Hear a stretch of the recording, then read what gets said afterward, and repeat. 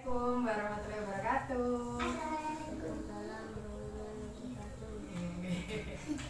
Sugeng santen nggih. Niki Mbak Ningsih arep nyeritakake dongeng kanthi ira-iraan kelinci lan kura-kura. Sapa sing ngerti kelinci sing endi? Iki ya.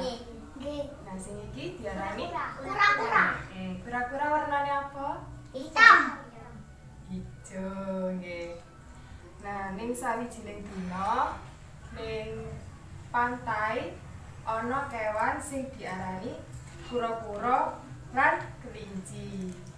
Kura-kura kuwi kewan sing mlakune alon apa banter? Alon. Heeh, kene apa kok kura-kura mlakune alon? Pinter. Aku kecangkem. Nggih pinter. Nah, kura-kura iku kena apa kok mlakune abot? Aku Merga cangkem. nggih, soalnya kura-kura duweni cangkang sing abot banget. Mula saka kuwi, kura-kura mlakune dadi Kelinci. dene kelinci mlakune banter apa alon? Banter. Nggih, kena apa kok kelinci mlakune banter? Awake kurus. Nggih. Kurus. Kelinci mencolot apa mlaku? Mencolot. Bener. Lah, nalika kura-kura mlaku-mlaku, dheweke disapa karo kelinci. "Hei kura-kura, mlakumu kok alon banget sih?" Banjur kura-kura semaur, "Lho, piye to Ci kelinci? Masa kowe ora ngerti mlakuku alon iku ya mergo aku nggawa cangkang sing abot." "Halah, alasan wae kowe kura-kura.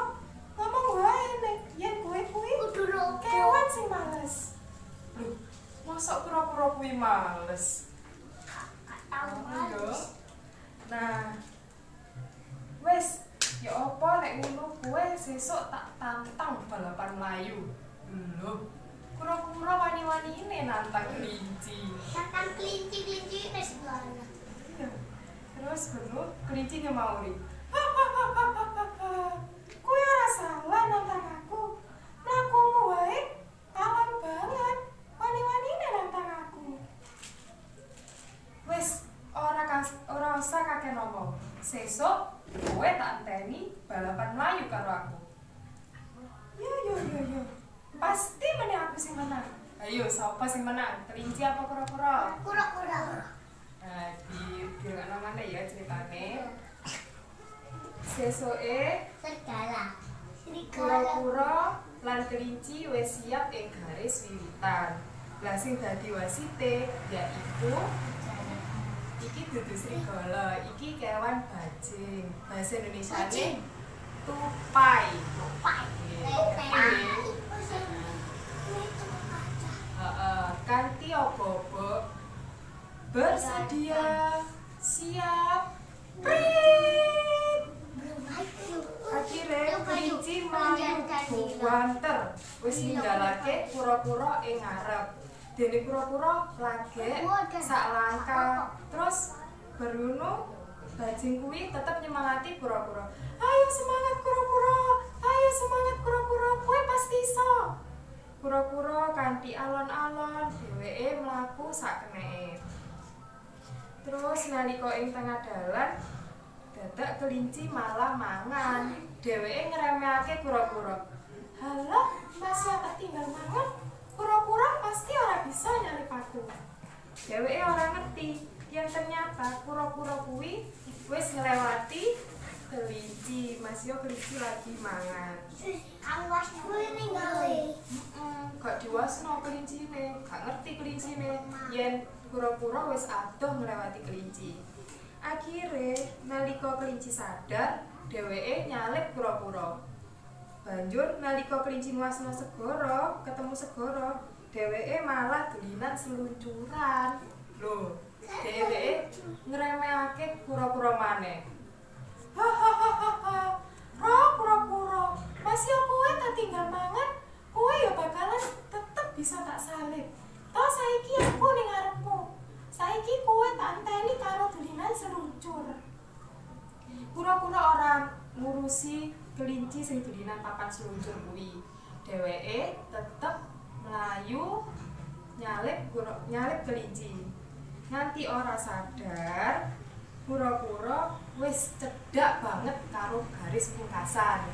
Kelinci sing nyadari kuwi dheweke banjur mlayu nganti ngos-ngosan.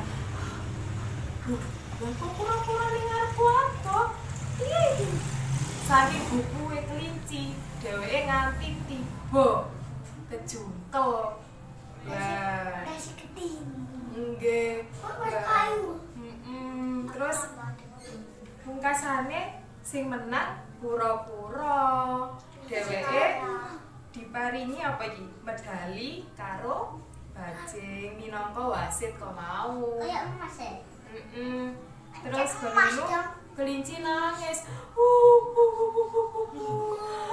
Kenapa aku kalah karo kura-kura? Padahal kura-kura mlakune kena banget.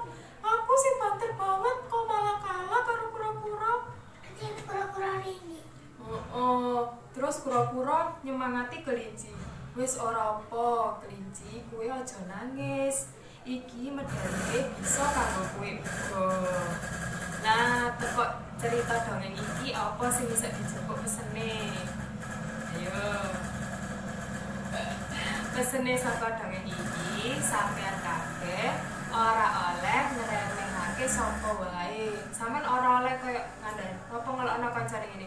He kowe lo elek, kowe lo kuru, kowe kok lemu. Ayo, ngono sampeyan ora ora oleh ngremehke sapa wae.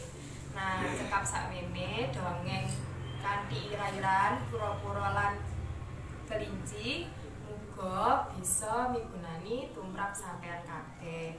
Assalamualaikum warahmatullahi wabarakatuh.